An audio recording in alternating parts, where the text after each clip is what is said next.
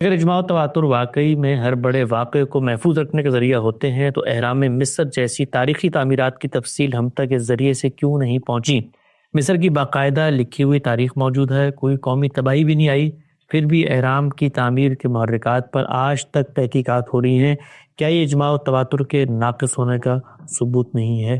یہ سوال اگر کسی کے ذہن میں پیدا ہوا ہے تو اس کا مطلب یہ ہے کہ اس کو کبھی توفیق ہی نہیں ہوئی کہ وہ یہ جانے کہ کیا کہا جا رہا ہے۔ اجماع اور تواتر کن چیزوں سے متعلق ہوگا جن سے میرا کوئی کنسرن ہے؟ یعنی دین سے کیوں متعلق ہوتا ہے؟ اس لیے کہ دین پر مجھے عمل کرنا ہے، اس لیے کہ دین کو مجھے اختیار کرنا ہے۔ اگر مثال کے طور پر رسالت مآب صلی اللہ علیہ وسلم نے ایک بڑی غیر معمولی کتاب لکھی ہوتی ایک مصنف کی حیثیت سے، آخر یونان کی تاریخ میں ہم جانتے ہیں کہ ہومر جیسے اور سیفو جیسے شعراء پیدا ہوئے ہیں، تو انہوں نے بھی کتابیں لکھی۔ اور بہت دور کا زمانہ تو نہیں ہے، چند سو سال ہی کا فرق ہے۔ ان کو اجماع اور تواتر کیوں حاصل نہیں ہو سکا؟ اس لیے کہ دیوان غالب سے میری کیا دلچسپی ہے یا آپ کی کیا ہے؟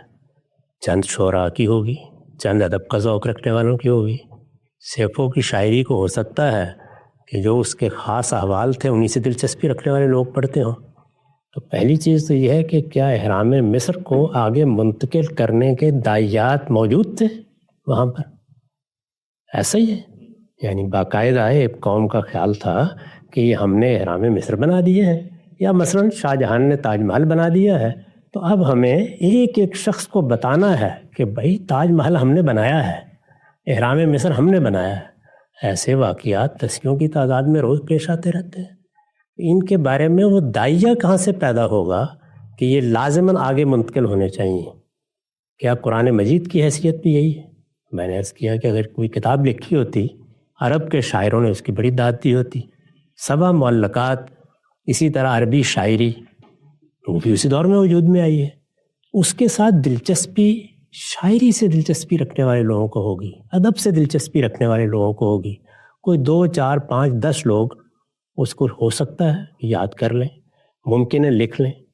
میں خود آپ کو بتاتا ہوں کہ ہمارے ہاں جب ہم کالج میں پڑھتے تھے تو ہمارے اساتذہ بہت بڑے غیر معمولی شاعر تھے۔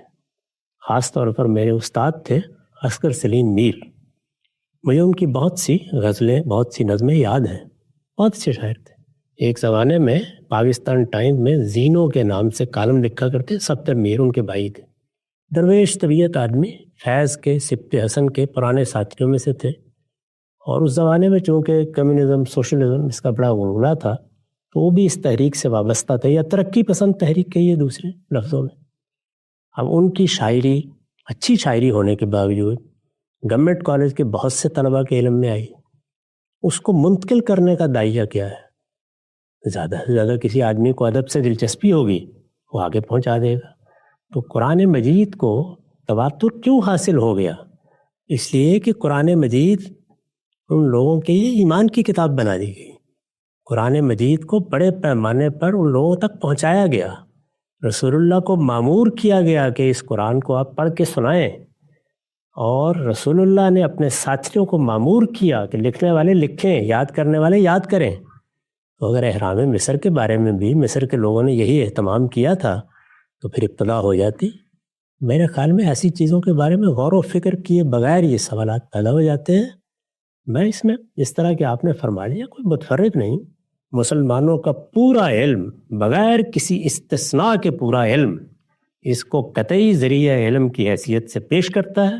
وہ شافعی ہوں، وہ ابو حنیفہ ہوں، وہ ابن حزم ہوں، وہ غزالی ہوں، وہ شاطبی ہوں، وہ شاہ ولی اللہ ہوں، ہر شخص پیش کر رہا ہے، اور ہر شخص قرآن مجید کے بارے میں بھی یہ بتا رہا ہے کہ وہ اس قطعی ذریعے سے منتقل ہوا ہے، اور پوری مسلمان امت سنت کے بارے میں بھی یہی بتا رہی ہے کہ وہ اس طریقے سے منتقل ہوئی ہے۔ اس کا ایک بہت تھوڑا سا حصہ ہے جس کو وہ کہتے ہیں کہ وہ اخبار احاد سے منتقل ہوا ہے۔ میں نے صرف یہ اختلاف کیا ہے کہ وہ حصہ لفظ سنت سے موسوم بھی نہیں ہونا چاہیے، وہ اسوہ حسنہ ہے یا تفہیم و تبیین ہے۔ تو کسی چیز کو اجماع اور تواتر اس وقت حاصل ہوتا ہے جب وہ مسئلہ بن جائے لوگوں کے لیے۔ یعنی کتنے وکلاء ہوں گے، پیدا ہوئے ہوں گے، بہت اچھے طریقے سے مقدمات بھی لڑے ہوں گے انہوں نے. ممکن ہے کہ ان کے بارے میں کچھ چیزیں آپ کو کتابوں میں لکھی ہوئی مل جائیں. محمد علی جناح کے ساتھ کیا معاملہ ہے؟ وہ ایک ایسا مقدمہ لے کے اٹھ کھڑے ہوئے جو مسلمان امت کا مقدمہ بن گیا، بلکہ بر صغیر کے ایک ایک مسلمان کو اس سے دلچسپی پیدا ہوئی. تو کوئی عوامل ہوتے ہیں، کوئی داعیات ہوتے ہیں، وہ پہلے مرحلے میں وجود میں آنے چاہیے، پھر اجماع اور تواتر کی ابتدا ہوتی ہے. یہاں تو یہ ہے کہ نماز ہے تو باقاعدہ اگلی نسلوں کو سکھائی جا رہی ہے، قرآن ہے تو جگہ جگہ مکاتب پیدا کر کے پڑھایا جا رہا ہے، اس کے لہجے سکھائے جا رہے ہیں، اس کو یاد کیا جا رہا ہے، اس کے ساتھ تراویح کی مساجد آباد ہو رہی ہیں. یہ سارا اہتمام جو آپ کو اس وقت مسلمان امت میں قرآن کے بارے میں نظر آتا ہے، کہ آپ کے خیال میں یہ حماسہ کی شاعری کے بارے میں بھی نظر آتا ہے؟ یہ کیا بات ہے؟ اس طرح کی باتیں نا، ان کے بارے میں زیادہ التفات نہیں کرنا چاہیے.